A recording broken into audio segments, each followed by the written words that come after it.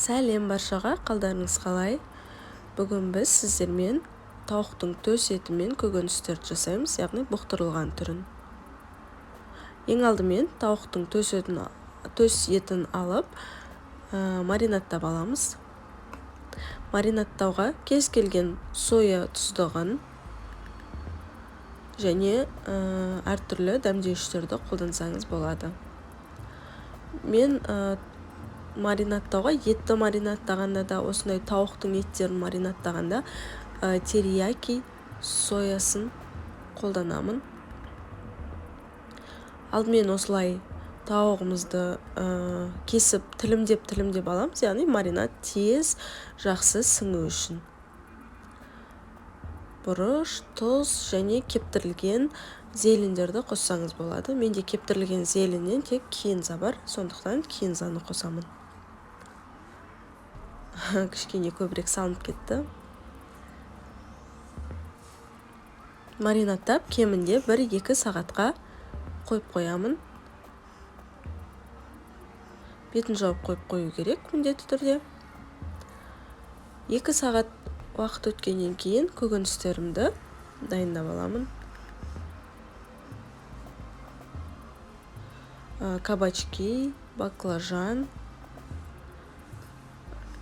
болгар қалампыры, қызанақ және сарымсақ, чеснокты қолдансақ болады. Негізі кез келген өзіңіз ұнататын көкөністерді алсаңыз болады. Қазір енді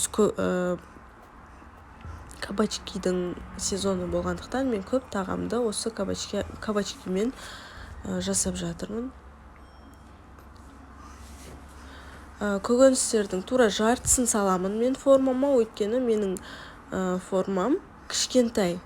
Сондықтан бұл жерде жаңағы тауықтың жарты етін дайындаймын, төс етінің жартысын саламын, сондықтан көкөністердің де жартысын салып жатырмын. Көкөністерімді турап болған соң үстінен май құйып, кішкене тұздап араластырып аламын. Май мен зәйтүн майын құйдым. Негізі кез келген кәдімгі өсімдік майын қолдансаңыз болады.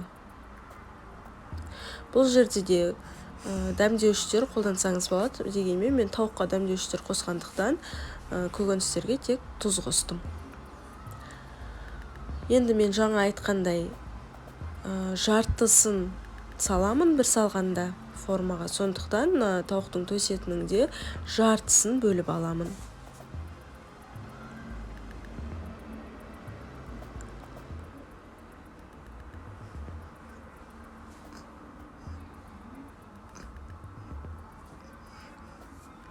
Астындағы қалған сұйықтығында бетінен құйып, бетін жауып,